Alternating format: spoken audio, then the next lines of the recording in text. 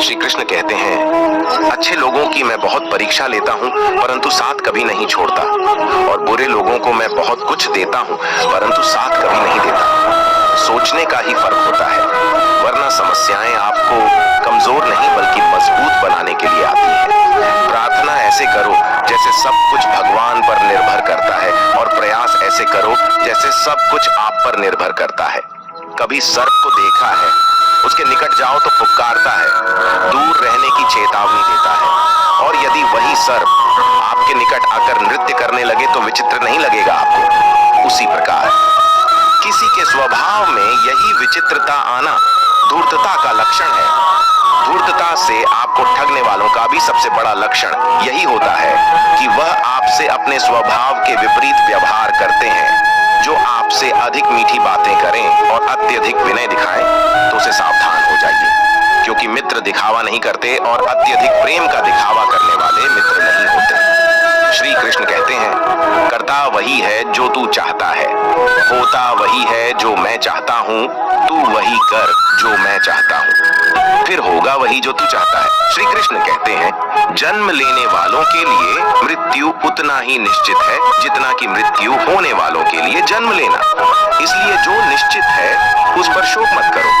भरोसा अगर खुद पर रखो तो ताकत बन जाती है, और दूसरों पर रखो तो कमजोरी बन जाती है। मनुष्य कितना भी गोरा क्यों ना हो, परंतु उसकी परछाई सदैव काली होती है। मैं श्रेष्ठ हूँ, यह आत्मविश्वास है, लेकिन सिर्फ मैं ही श्रेष्ठ हूँ, यह अहंकार है, और इससे हमें बचना चाहिए। परिस्थिति जितना ज्यादा आपको तोड़ती है उतना ही ज्यादा आपको मजबूत बनाती है। जो व्यक्ति किसी के चेहरे पर हंसी और जीवन में खुश लाने की क्षमता रखता है, ईश्वर उसके चेहरे पर कभी हंसी और जीवन में खुशी कम नहीं होने देते। भरोसा जीता जाता है, मांगा नहीं जाता। यह वह दौलत है जिसे पाया जाता है, कमाया नहीं जाता। अगर कोई मनुष्य हमारे साथ बुरा कर रहा है तो उसे करने दो, ये उसका कर्म है और समय उसके कर्म का फल उसे जरूर देगा। लेकिन हमें कभी भी किसी के साथ बुरा नहीं करना चाहिए, क्योंकि यही हमारा धर्म है। श्री कृष्ण कहते हैं, क्षमा दुनिया का बहुत ही कीमती शब्द है, लेकिन इस क्षमा का कब कैसे इस्तेमाल करना है ये बहुत ही आवश्यक है। पहला, अगर आपसे कोई अपराध हो जाए तो तुरंत क्षमा मांगना चाहिए। अगर आप क्षमा नहीं मांगेंगे तो इसमें आपकी ही हानि है, क्योंकि क्षमा न मांगने से मन के अंदर अहंकार जागता है, और अहंकार तो हमारी हानि ही करता है। दूसरा, अगर कोई अपराध करे तो आपसे क्षमा भी न मांगे तो उसे क्षमा मत करिए, क्योंकि क्षमा अत्यंत अनमोल है, और बिन मांगे किसी को क्षमा देना आवश्यक नहीं।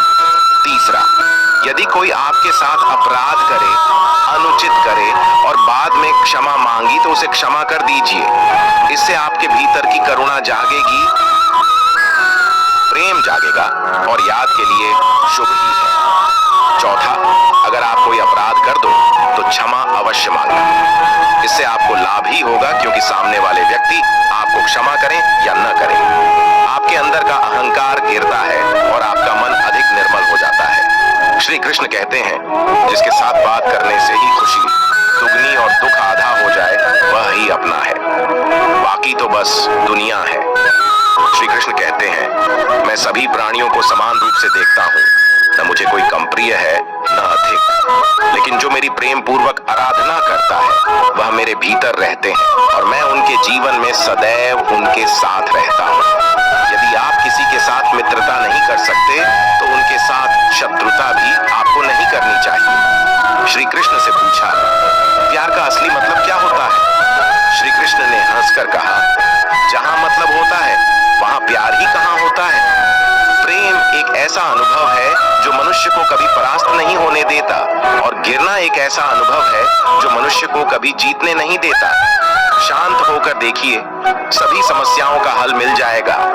रिश्तों की कदर भी पैसों की तरह ही करनी चाहिए, क्योंकि दोनों को कमाना बहुत मुश्किल है, लेकिन गंवाना बहुत आसान है। परिवर्तन इस संसार का नियम है। कल जो किसी और का था, आज वह तुम्हारा है और कल किसी और का होगा। हर कीमती चीज को उठाने के लिए झुकना ही पड़ता है।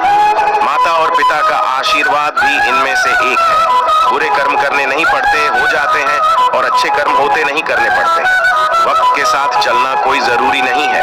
आप सच के साथ चलिए, एक दिन वक्त आपके साथ चलेगा। जिंदगी में जीतने के लिए जीत होनी चाहिए, हारने के लिए तो एक डर ही काफी है। इतिहास साक्षी है, संसार में अधिक विपदाएं इसलिए आई क्योंकि समय बढ़ने पर मनुष्य उसका विरोध नहीं कर पाया। जब मनुष्य को अपने धर्म पर अहंकार हो जाता है, तब उसके हाथों से अधर्म होने लगता है। जीवन में कभी मौका मिले तो किसी के लिए सारथी बनना स्वार्थी नहीं। जैसे पानी को अगर दूध में मिलाया जाए तो वह दूध की तरह हो जाता है, यदि वही पानी अगर कीचड़ में मिलाया जाए तो कीचड़ बन जाएगा। ठीक ऐसा ही मनुष्य के जीवन में भी होता है। यदि एक गुणहीन व्यक्ति गुणवान की संगत में बैठे तो उसे भी गुणवान समझ लिया जाता है और सम्मान का पात्र समझा जाता है। यदि एक गुणवान व्यक्ति गुणहीन व्यक्ति की संगत में बैठता है तो उसे तिरस्कार मिलता है। इसलिए अपने जीवन में संगति सोच समझकर सावधानी से बनाएं। जो केवल अपना भला चाहता है वह दुर्योधन है, जो अपनों का भला चाहता है वह युधिष्ठिर है, जो सबका भला चाहता है वह श्री कृष्ण है। आजकल किसी के गुणों से ज्यादा रूप रंग और कपड़ों को देखा जाता है, पर याद रखना एक दिन रूप रंग और कपड़े तो धोखे दे ही जाते हैं, पर जिसमें गुण है वह हमेशा साथ निभाएंगे। इस दुनिया में कोई भी ऐसा व्यक्ति नहीं है जिसके पास समस्याएं न हो, और ऐसा कोई समस्या नहीं है जिसका कोई समाधान न हो। कुदरत ने दो ही रास्ते दे रखे हैं, देकर जाओ या तो छोड़कर जाओ। अपने साथ ले जाने की कोई व्यवस्था नहीं है, लेकिन फिर भी मनुष्य समझता ही नहीं। याद रखना, भगवान से कभी उम्मीद छोड़ना नहीं और दुनिया वालों से कभी उम्मीद रखना नहीं। अगर सजा मिल रही है तो गुनाह भी आपसे हुआ होगा। भरोसा रखो, जब हम किसी के साथ कुछ अच्छा कर रहे होते हैं तो हमारे साथ भी कहीं पर कुछ अच्छा हो रहा होता है। जिसकी फितरत हमेशा बदलने की है वह कभी किसी का नहीं हो सकता, चाहे फिर वह वक्त हो या फिर इंसान। कर्म कभी भी ध्यान से करिए, क्योंकि न किसी की बद्दुआ खाली जाती है न किसी की दुआ। जिंदगी में कुछ फैसले बहुत सख्त होते हैं और यही फैसले जिंदगी का रुख बदल देते हैं। जिंदगी में अच्छे लोगों की तलाश मत करो, खुद अच्छे बन जाओ। आपसे मिलकर किसी की तलाश पूरी हो जाएगी। दुनिया में सबसे ज्यादा सपने इसी बात पर टूट गए हैं कि लोग क्या कहेंगे। अगर आपकी समस्या एक जहाज की तरह बड़ी है तो भूले नहीं कि प्रभु की कृपा सागर जितनी विशाल है। अहंकार में धन, वैभव और वंश तीनों चले जाएंगे। विश्वास न हो तो रावण, कौरव और कंस को देख लो। लक्ष्य के आधे रास्ते पर जाकर कभी वापस मत आना, क्योंकि आते वक्त आपको आधा रास्ता तय करना पड़ेगा। जो सुख में साथ दे वह रिश्ते होते हैं, लेकिन जो दुख में साथ दें वह फरिश्ते होते हैं। श्री कृष्ण कहते हैं, जो मिल रहा है तुम्हें वही तुम्हारे लिए बेहतर है। ये तुम नहीं जानते, पर देने वाला बखूबी जानता है। श्री कृष्ण कहते हैं, समय आने पर सबको वही मिलता है। समय से पहले की चाह दुख का कारण बनती है। अपने बुरे समय में स्वयं और समय दोनों पर विश्वास रखें, क्योंकि समय कोयले को भी हीरा बना देता है और ईश्वर रंग को भी राजा बना देता है। श्री कृष्ण कहते हैं, परमात्मा ने आपको सबसे अलग बनाया है, इसलिए दूसरों के जैसा बनकर अपनी वास्तविकता को नष्ट मत करो।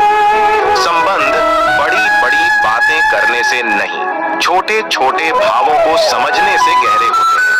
आज के जमाने में किसी को यह मत महसूस होने दो कि आप अंदर से टूटे हुए हैं, क्योंकि लोग टूटे हुए मकान की ईंट तक उठा ले जाते हैं। रास्ते कभी बंद नहीं होते, अक्सर लोग हिम्मत हार जाते हैं। जिंदगी की हर सुबह कुछ शर्तें लेकर आती है और जिंदगी की हर शाम कुछ तजुर्बे देकर जाती है। श्री कृष्ण कहते हैं, जन्म लेने वालों के लिए मृत्यु उतना ही निश्चित है जितना कि मृत्यु होने वालों के लिए जन्म लेना। इसलिए जो निश्चित है उस पर शोक मत करो। एक गांव में एक व्यक्ति रहता था जो अपने जीवन को लेकर बहुत चिंतित रहता था। उसे लगता था कि उसके जीवन में एक बड़ा बदलाव आना चाहिए, जिससे उसे जीवन में किसी भी तरह की परेशानी न रहे। उसके पास खूब धन हो और उसकी खूब प्रसिद्धि हो, वह जहां जाए उसे सम्मान मिले। परंतु उसके जीवन में कुछ भी नहीं बदल रहा था, क्योंकि वह कुछ करने की जगह बस सही समय का इंतजार कर रहा था और समय उसके कुछ करने का इंतजार कर रहा था। उसकी इसी आदत के कारण उसका मन दुखी रहने लगा।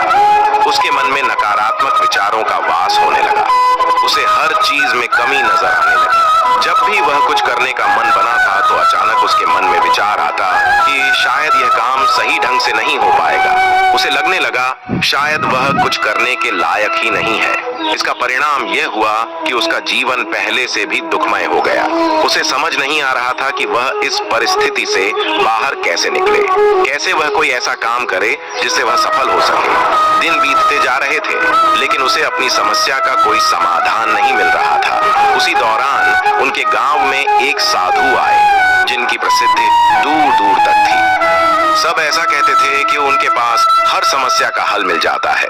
जब उस व्यक्ति ने सुना कि साधु उसके गांव में आए हैं, तो वह बिना कुछ सोचे समझे अपनी समस्या लेकर तुरंत उससे मिलने चला गया। साधु को प्रणाम कर अपनी समस्या बताई। उसने बताया कि वह अपने जीवन में बदलाव चाहता है, परंतु उसे कोई सही राह नहीं मिल रही।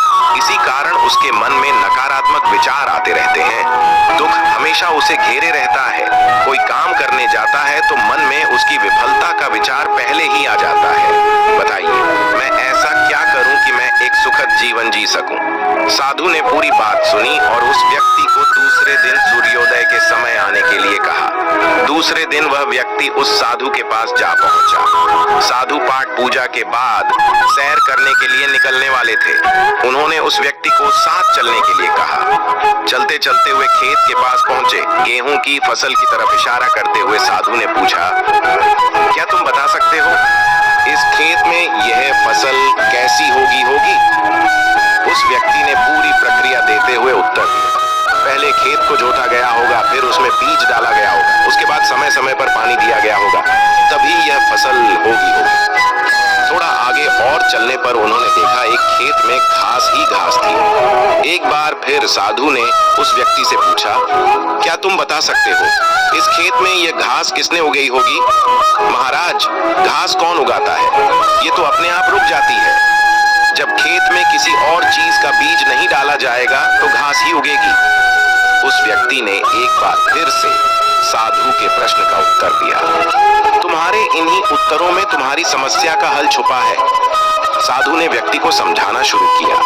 मानव भी एक खेत की तरह ही होता है। इसमें तुम जो भी बीज डालोगे, तुम्हें वही फसल मिलेगी। अगर तुम इस पर काम करते रहोगे, इसमें सकारात्मकता के बीज बोते रहोगे, तो यह तुम्हें सफलता की ओर बढ़ाएगा। और यदि तुम अपने भविष्य की चिंता में वर्तमान का समय भी नष्ट करोगे, तो दिमाग में नकारात्मकता की वृद्धि होगी। बदलाव तभी संभव है जब हम व्यर्थ की चिंता को छोड़कर और सही समय की प्रतीक्षा न करते हुए अपने वर्तमान में ही वह काम करें जो हमें करना है। उस व्यक्ति को यह बात समझ में आ गई कि अगर मन को सही दिशा में लगाना है तो उसे सही दिशा की तरफ बढ़ाना होगा। हम आशा करते हैं कि आप लोगों को यह वीडियो जरूर पसंद आई होगी। अगर आप लोगों को यह वीडियो पसंद आई हो तो हमारी वीडियो को लाइक करें। ऐसे ही जीवन बदलने वाली वीडियोस के लिए हमारे चैनल को सब्सक्राइब करें। जय श्री कृष्ण।